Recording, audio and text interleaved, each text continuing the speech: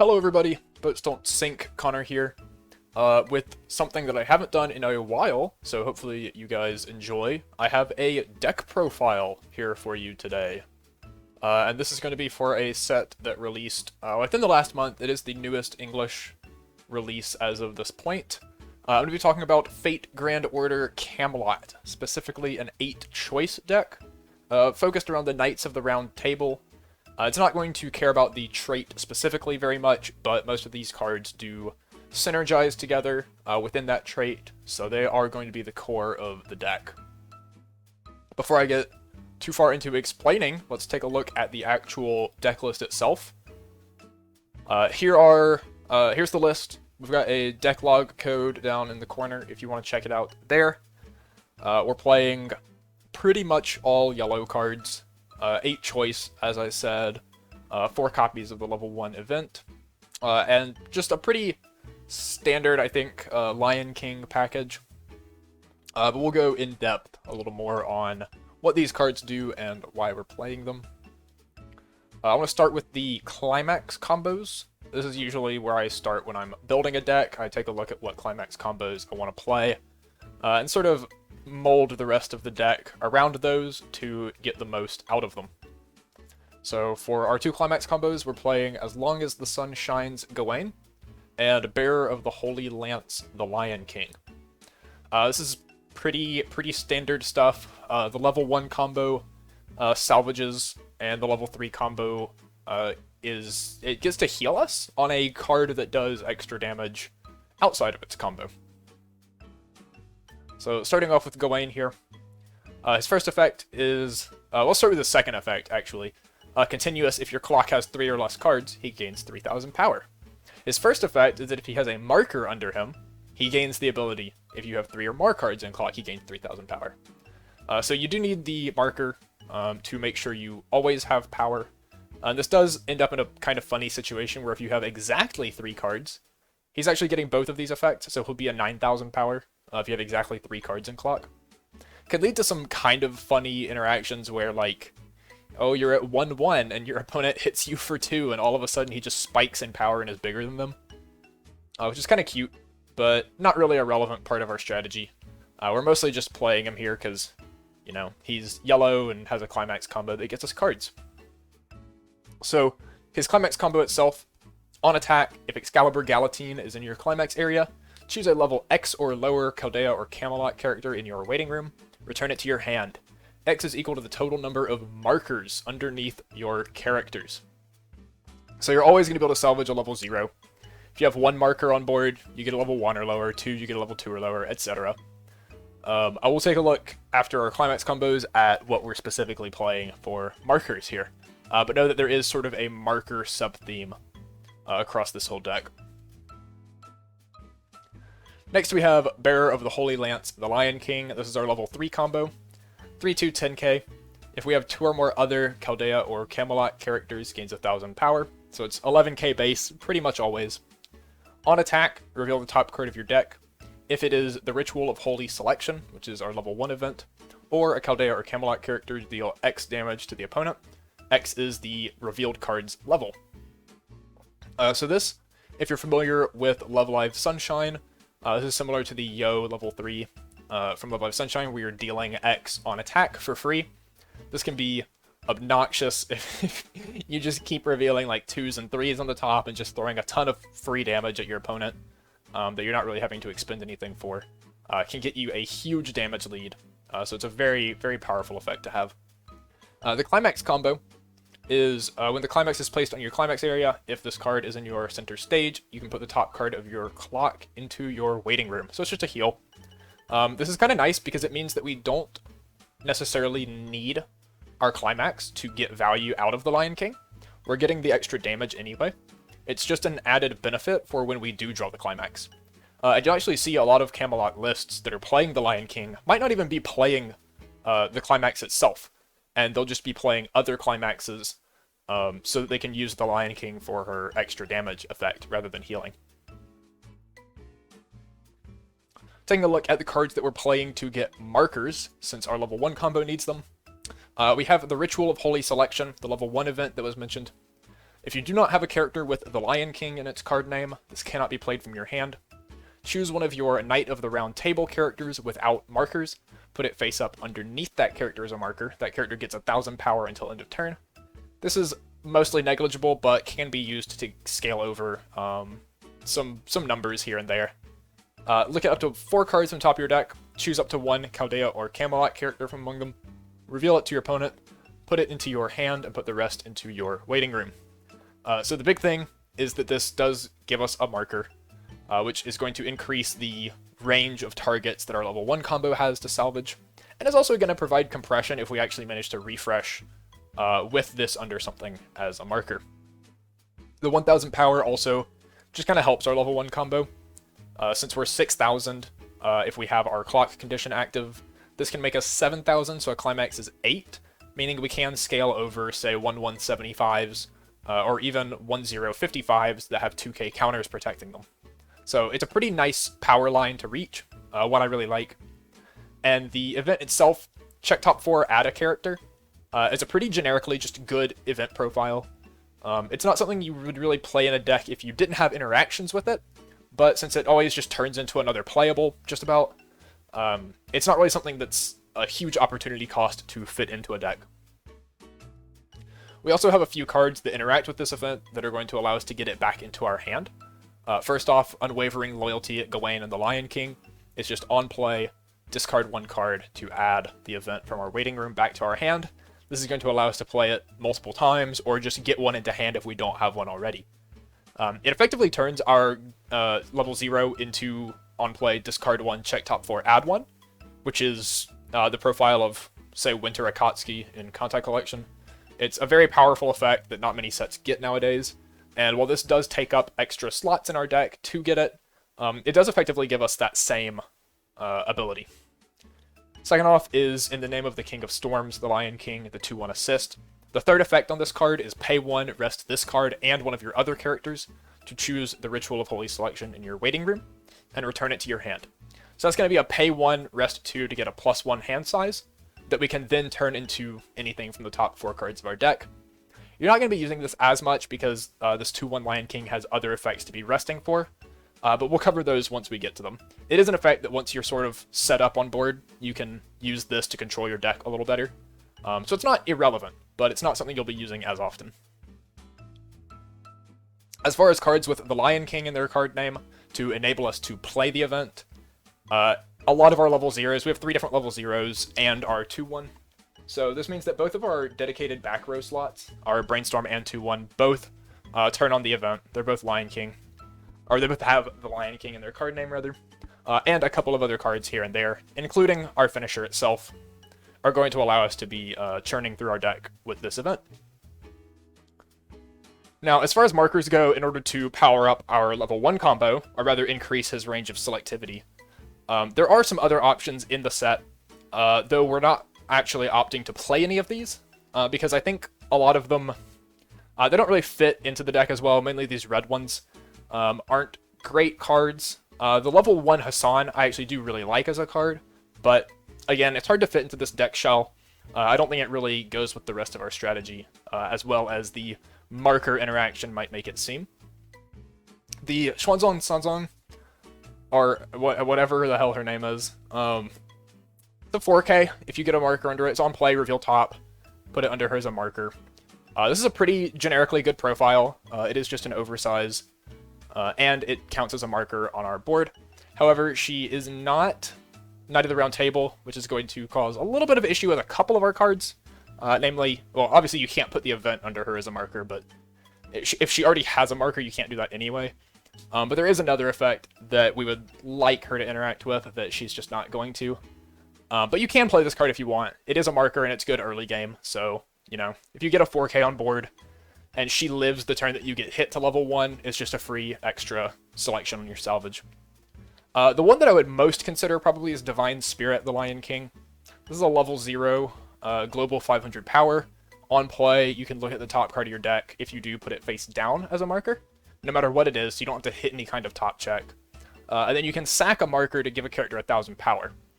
So you can either use it for the selectivity or just as a power pump. And again, this is a Lion King to turn on your event, and a Knight of the Round Table to be able to take the event as a marker. Now, the reason I don't think we need many of these marker cards is because we actually have a lot of pretty good level 0 targets that we can salvage off of our combo. First off, obviously, the level 0 that grabs our event. Since our event, turns into another card off the top of our deck, we can just always use our combo to get this back, to turn into the event, and just keep churning through our deck. It's a pretty just generic, good way to keep filtering cards, make sure we're always in a good deck state, and keep our hand solid. Second is the Sunzong Drop Search. It's on play, pay 1, discard 1, search your deck for a Chaldea or Camelot character. So again, that's going to be a level 0 that we can get off of our combo, and then use that to get whatever card we actually want. Take some extra steps to get there, but since we can get it off of our level 1 combo at all times, I think it's a pretty good target. And last, we have the Night Before the Decisive Battle, Hassan of the Serenity. Again, it's a level 0, so we can always get it. On play, discard 1, reveal the top card of our deck, choose a level X or lower in our waiting room, return it to hand. X is the level of the revealed card. So this is another card that we can get and then use to turn our hand into whatever we might actually be looking for.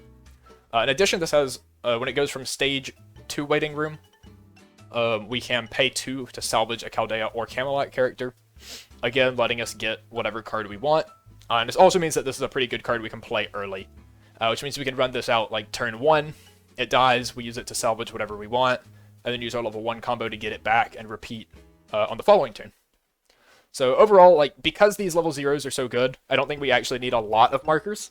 And since we have the event, we might still be able to get, say, 2 markers to be able to get our level 2 assist or a backup or something like that, if we really need it. And apart from that, we're playing 8 choice triggers, right? So all of our level 2s and 3s are accessible through choice triggers as well. So we don't necessarily need our level 1 combo to be able to select for them. Moving on to the next section of our deck, we have the Rhongomyniad Package. This is going to be focused around our level 3 combo, the Lion King. We've already taken a look at this card specifically, but some of the interactions surrounding it are actually really the core of this deck, namely the level 0 Brainstorm and level 2 Lion King, which we've looked at each of these briefly already. The Lion King, Aid to the Lion King Agravain itself, as I've mentioned, it is our Brainstorm. It's just a standard pay 1, rest it, salvage Brainstorm. With the effect, when this card or your other Knight of the Round Table character is placed on the stage from your hand, you may look at the top card of your deck. So this is going to give us information. We're going to know what the top card of our deck is, meaning we're going to know if it's safe to attack with our Lion King first. Because if you see, say, a level 2 or 3 on top of your deck, you can just immediately attack with Lion King and get good damage in. If it's a level 0, or a Climax, we can either Brainstorm, or we can play our event, or something along those lines to remove that card from the top of our deck, and hopefully get another check at the next top card of our deck, which is going to help us confirm when to attack with the Lion King, and it's going to overall just raise the average amount of damage we're doing throughout a game, which is very powerful. The top effect, unfortunately, when your card is put underneath this card as a marker, put all markers underneath this card into your waiting room. So while this is a Lion King to enable our event, we can't actually put the event under it. Well, we can, but he's immediately going to lose it, so it's not going to benefit our compression or our level 1 combo, which is unfortunate. Though it does give us a way, say we want to be able to salvage the event back immediately and there's not one already in our waiting room, we can play the event to Agravain, get to check top 4, he's going to sack the event to waiting room, and then we can add it back to hand using either our Lion King or Gawain Bond. So it does actually open up some lines that are pretty good. So it's nice to have that effect around, in case we need it. The real star of the show, though, is the 2-1 Lion King assist. It is an assist for 2,000 power to level 3 or higher characters, which is going to make our finisher, 13,000 power just sitting there on defense. And continuous, if your level is 2 or higher, this gets the following ability: Act, pay 2, rest this card, and Aid to the Lion King Agravain, to choose up to 1 Bearer of the Holy Lance, the Lion King, in your hand, and put it on any position of your stage. So this effectively lets us early play our Lion King 3-2, and cheat it into play at level 2. Which means we get to start dealing extra damage to our opponent at level 2. Again, similar to Love Live Sunshine.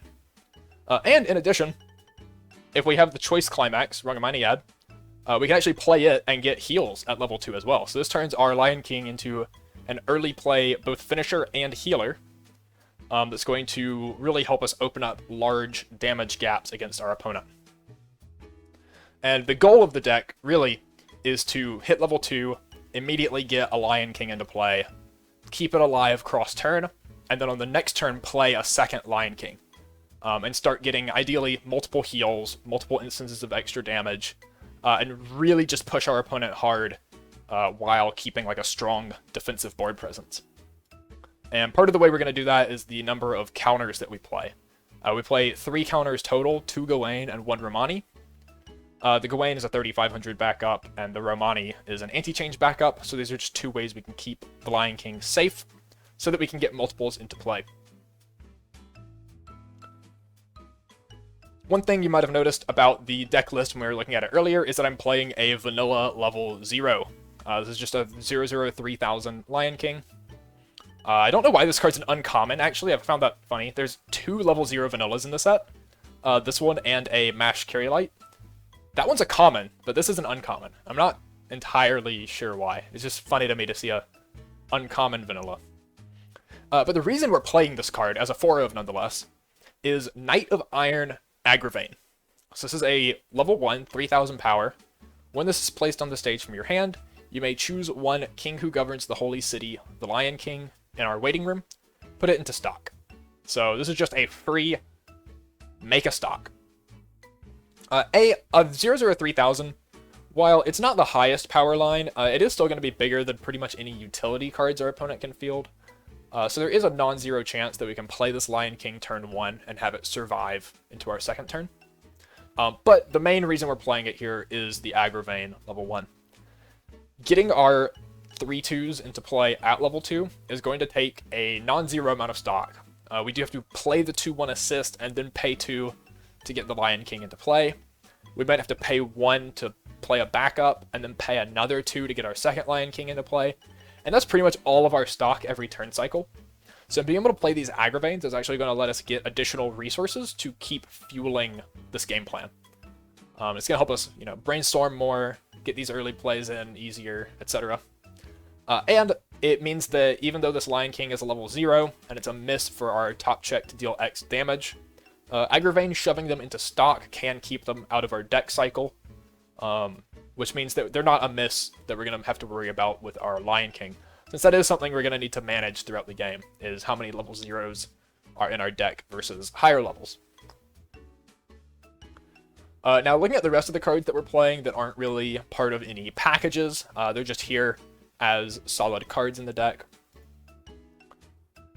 First off, we have Monster with the Heart of a Beast, Tristan. This is our Climax swapper. It's just on play, pay 1, discard a Climax to choose a Climax in waiting room, return it to hand.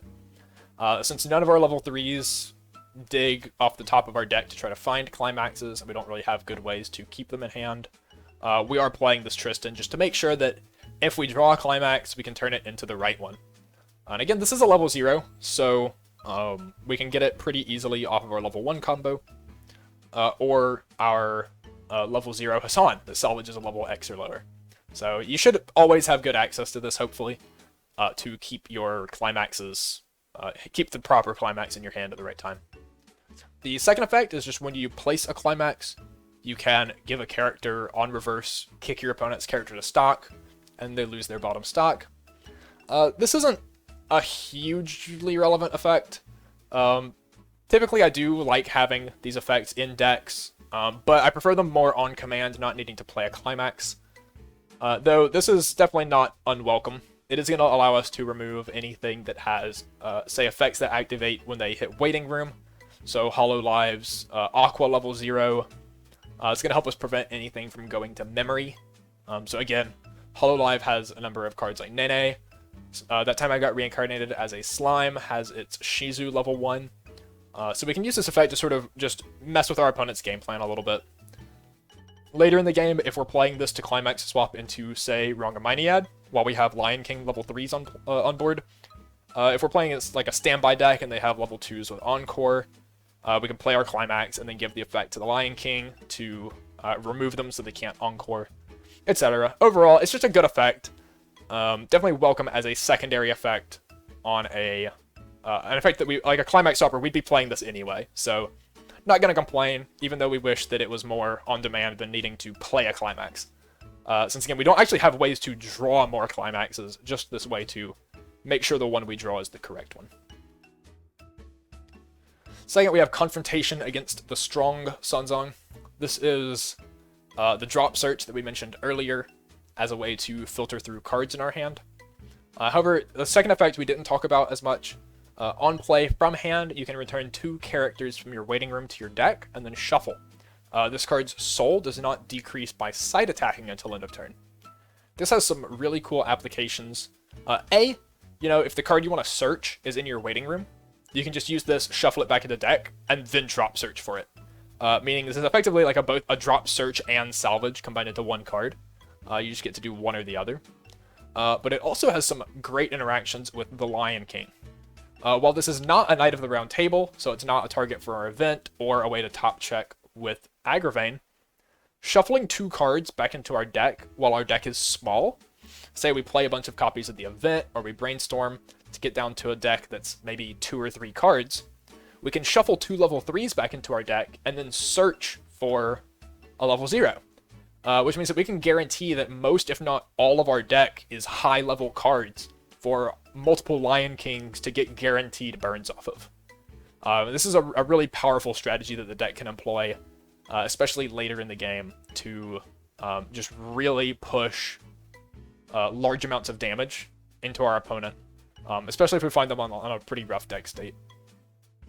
So it's a card that we want to play just for its all-around versatility and cool interaction when all of our pieces do line up. Night Before the Decisive Battle, Hassan is also a card that we already talked about a little bit. It is just a hand filter and a +1 when it dies. We can pay 2 to get an extra card. In a deck with 8 choice and the Agravain stock engine, being able to stock the vanilla, I think this pay 2 is something we will usually be able to afford to do, which makes it a pretty solid +1 to have access to. Especially since this deck is only playing, say, 3 copies of the Brainstorm and 2 copies of the level 2 assist. It's possible that we're going to have to use this more often than not to get one of those pieces at least out of our waiting room, since we don't have a ton of ways to select for higher level cards otherwise, apart from our choice triggers and drop search. It's also the first effect, being able to grab a level X or lower. It's always, just like our level 1 combo, it's always going to be able to grab a level 0, which means it can get our bond to the event and our drop searcher all the time. As well as our Climax Swapper, it can actually get that all the time as well. At level 1, we're playing the 1 copy of Raider Knight Mordred. This is, I try to build these decks to be more generic, just easier to play decks for beginners to look at as a starting point, or even experienced players, right, to look at as a starting point to start building their deck off of. I don't want to tech these out too much. A lot of play in Weiss does happen at a more local level, so if you're going to tech your deck out, you should be doing that based on what you think you're going to play, not what I think you're going to play. But this is a card that's sort of a tech against most of the field in general. An anti-change stock bomb is going to be good against basically every deck. Almost every deck out there plays early plays. And it's also good against standby decks. But the second effect on it, or the top effect rather, actually has some really good matchups against a lot of the standby decks in the format, specifically Mushoku Tensei, where when you play a Climax, if this is in center stage, we can discard the bond to the event to choose a level 2 or lower character in our opponent's center stage, put it into the waiting room, and at the end of the turn, we put this card into the waiting room, which, honestly, if we're using the anti-change bomb effect, right, it's probably going to go to waiting room at the end of turn anyway. So this means that against a deck like Mushoku Tensei, say they have, an early play Eris and a 2/2 Ghislaine on board, we can just use the effect to blow up the Ghislaine and then anti-change bomb their Eris, and deal with their rather large standby board without investing a whole lot ourselves, which is something I really like about this card. Due to all of our effects that grab level X or lower, It's pretty likely that we're going to have this Gawain and Lion King level 0 in our hand for the majority of the game, at least one copy, if not multiples. So discarding one of this shouldn't be too hard as a cost to get this going. And the last card we're playing is Blessed Rampage Mordred. This is our other level 3 in the deck. We're playing 4 copies, even though it's an early play. Normally we wouldn't really want to play 4 of this in most decks, but it's actually the only other level 3 in yellow for this set. And yellow is just such a majority of our deck that we can't really afford to splash level 3s of other colors. But this is a good card overall. If your opponent has a level 3 or higher character, this gets -1 level while in your hand. And as I said with the previous Mordred, pretty much every deck is playing early plays, so this is going to be live, I would say the majority of the time. On play, it heals, so, we are playing 4 of this as our only 4 on-command healers as well. Our Lion King can heal with the Climax combo, but we're not always going to be able to draw the Climax as easily as we can get a Mordred to hand. And lastly, if you have Divine Spirit, the Lion King, which we're not playing, or in the name of the King of Storms, the Lion King, which we almost have to have on our board at all times. In the backstage, this gets plus 4,000 power, which is going to put it at a 13,000 offense, 15,000 with the assist behind it. You can get up to 16,000 with an event or a climax or whatever else, meaning it's going to run over almost any early play that our opponent can put out, which is great. And if we play this alongside the Climax Swapper, for example, we can give it the stock kick effect to deal with cards like Rusha, which might have Encore. We can get rid of them pretty effectively. Overall, a great card.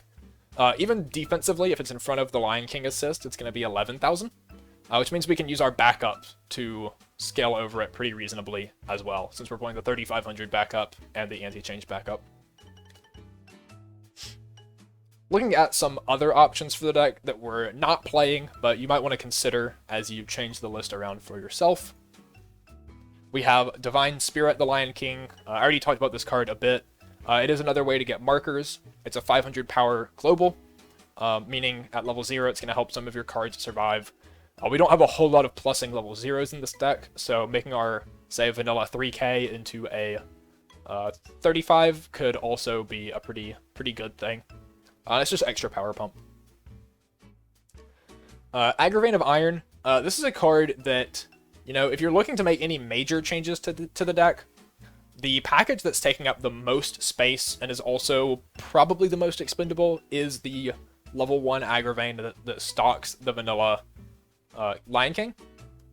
While I do think that stock is very important for the deck, you might not feel the same, and you might feel like those 7 deck slots can be better used elsewhere. This is a level 1 that you can play in that place if you would like to do so. On play, look at 2 cards from the top of your deck, put them on top in any order. This is another way that we can help confirm our Lion King burns to know which cards are going to be hits to deal a lot of damage. And in addition, on play, you can pay 1, discard 1, choose one of your opponent's characters, and move it to an open position of their stage. And this gets 1,000 power until end of turn. This isn't going to come up a ton, but in the situations where you're using this to confirm your Lion Kings, especially on the second turn of having Lion King in play, if your opponent had to crash into one of your lanes and you have an open slot in their front row, you can use this to pull, say, their Brainstorm or one of their back row assists up, and just try to open up the gap even more by killing one of their cards that they could use to come back into the game. We also have Return of the Sacred Sword, the Lion King. This is another level 1 that you could play in place of Agravain. If you have 2 or more other characters, it gets 2,000 power, so it's going to be a 5,000 base, and it's just on play, reveal top. If it's an event or Knight of the Round Table, put it in hand, discard 1. I don't think this card's great, but it is a way to change the top card of your deck, right? Say you play a character and use your Agravain Brainstorm to look at the top, and it's a level 0. We can play this Lion King, add that to our hand, discard 1, and then Agravain will trigger again to let us look at the next top card. So it's just a way to maybe get around that a little bit and help dig for our events if we need more to play. The last level 1 option we have is the Mercy of Buddha Mordred. This is a 1/0/45, and if it has a marker underneath it, it gains 2,000 power and the following ability. On attack, pay 1 to trigger check 2 times. So this is obviously our target for our events if we're playing this card. It actually gets some pretty reasonable power lines. since it becomes a 65 with the event. The event's 1k pump makes it a 75, and a climax could make it an 85, which is actually big enough to tie into Eris 1-1s. And if we're not playing our vanilla package, we have room for the global 500 Lion King as well, which means that we could get this to 9,000 or even 10,000 power pretty easily. And that's going to build a run over a lot of things. It can also pay out any choice triggers that we hit mid-attack phase, letting us keep our stock a little cleaner and use our markers for really good compression just overall. In green, we have the Mercy of Buddha, Xuanzang Sanzang. This is a card I mentioned already, as well as a card that we can get markers with. It's just a 4,000 power at level 0. That's really about it. It does miss on our event, but it hits on every character in the deck for its marker. So it can be a plussing 0 if you want to play this to sort of transition from 0 into 1 a little easier, and have some more markers on board for the level 1 combo. Lastly, this card might be a bit hard to fit due to, like, we're only playing 3 red cards in the deck right now.